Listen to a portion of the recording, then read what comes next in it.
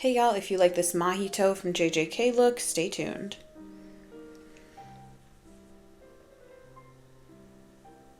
Hey y'all. Alright, so today we are doing, if you know this niche, not so niche, I guess, fan art of Mahito, but like genter bent, as like this very like schoolgirly vibe. That was what I was going for today. I actually had a little black dress picked out and a schoolgirl uniform. However, I was doing so good in the black dress that I didn't need to change, so I didn't. So those were just inspo pics, I guess, for like the face, the face card. So priming, putting on foundation, nothing new here. Blending out the brush, making sure that there's no streaks later with a beauty blender, and then putting concealer on in these areas: forehead, cheek to cheekbone, tip of the nose, and I think I did my jaw as well as my chin. Can't really tell from this angle, but hey, doing what I can with what I got. Putting on a very nude, neutral blush, one that actually shears out too. And then bringing my contour, not concealer, down just a little bit farther on my cheeks than I normally would. I'm going for that kind of like androgynous, masculine, but could be feminine Mahito look. Leaning more toward feminine in this case. And then forehead, jaw, nothing new. Forehead didn't really have to do that because the wig has bangs, but pop off, I guess, right? On my eyebrows, I'm doing black on the very end. And then in the center toward my nose bridge, I'm doing like a gunmetal dark gray. And these are both just pencil eyeliners that I had. And the reason I do that is because it's a little bit softer. Because the wig is gray.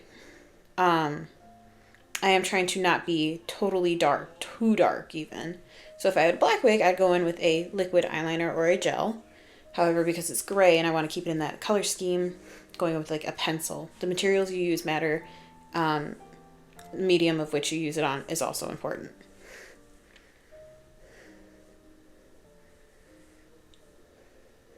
So you see how it's like a gray eyebrow.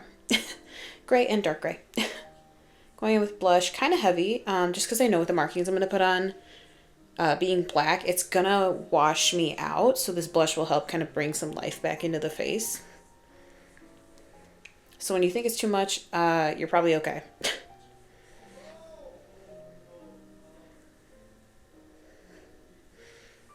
Just blending that up into my cheek, my temple, making sure I concentrate on the apple of my cheek. God, my blinking annoys me so much.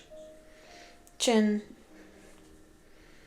And then going in with contour, and a little bit darker of a shade than I normally would, like for everyday. Again, because I'm going to get washed out once I put the markings on, the stitches. So this is to kind of balance the heaviness of the makeup. Otherwise, you're going to lose it completely, and you're going to look like a flat canvas. Did my nose contour, got a booger stuck. Nothing new. And then as far as my eyeshadow goes, I just used my contour brush and kind of washed it over my lid and then flicked it out on either side. So it just created this nice like shape. Nothing crazy. Using like a rusty, warm brown, I'm creating what would be like irritation marks. You know how like when you scratch yourself, you get red marks. I'd imagine when you get stitches, you have some sort of scarring. So this is to imitate that. I'm not doing it totally realistic because, you know, whatever. Just didn't feel like it today. But you could go in with colloid, whatever the heck it is, the scar stuff, special effects scar stuff, and go over it. I'm sure I did not want to. And then just taking a thin felt tip, pointy, pure black eyeliner pen. That was a mouthful. And going over those spots. Trying to be as accurate as possible, however your face dips and waves and turns and all that, so it's hard.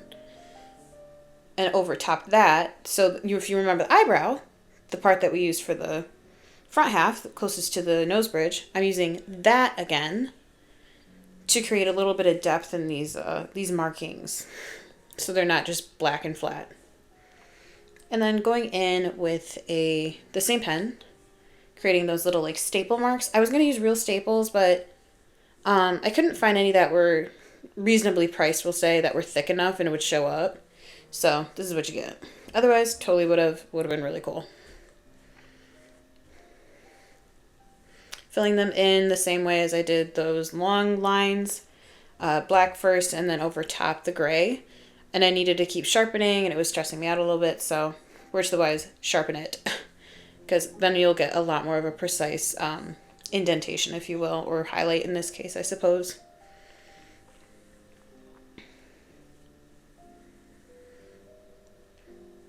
Using a little bit of concealer to clean up those edges because my felt tip pen obviously goes to a point, not a crisp flat edge. So if you use the right brush, this would probably turn out easier, but why do you think it's the easy way?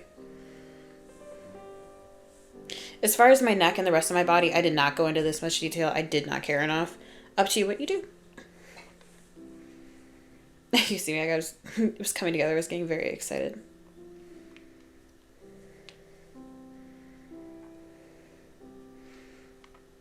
Just doing some final touches.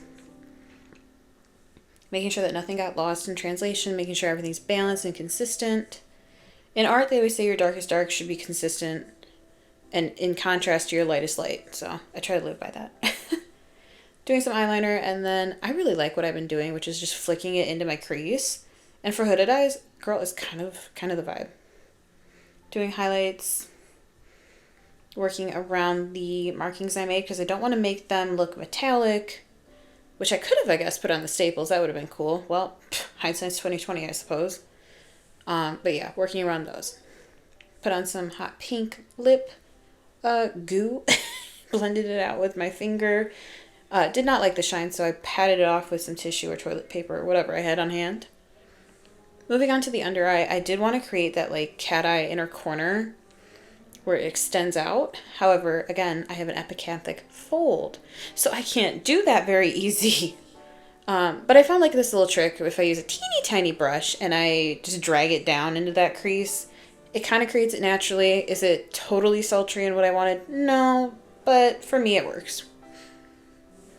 Put on some mascara, de-stressed, evaluated, reflected, meditated, put on a wig. So yeah, we're vibing with it. And again, if you've been keeping up, I am on Accutane, so I am breaking out crazy. I've got dry skin, all this other crap. I put on a little bit of a yellow orangey tone concealer that's still within my shade range, blended it out and powdered it, patted it, powdered it, whatever you want to call it. If you notice, I did contour my neck and my collarbones in preparation of this because I knew it's going to pull orange, so this kind of just balances everything out. If you care to do that, just use a brush. Put it like in, if you flex, you'll notice where your bones protrude and your tendons and all that. So just go with that.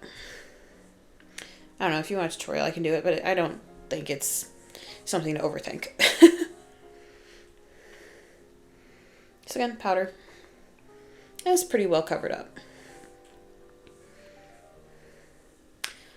For my shoulder one, I followed my armpit crease, my wrists. I just tried to do with both hands. Did my best. It is what it is. I was pretty happy with it though. So, yep, thank you. And here are some pictures, unedited, from my Samsung phone. Read it and weep, boys. But yeah. So if you like this, please like, comment, and subscribe. Follow me on Instagram and TikTok at K_escapism. And as always, enjoy and have a good day. Bye.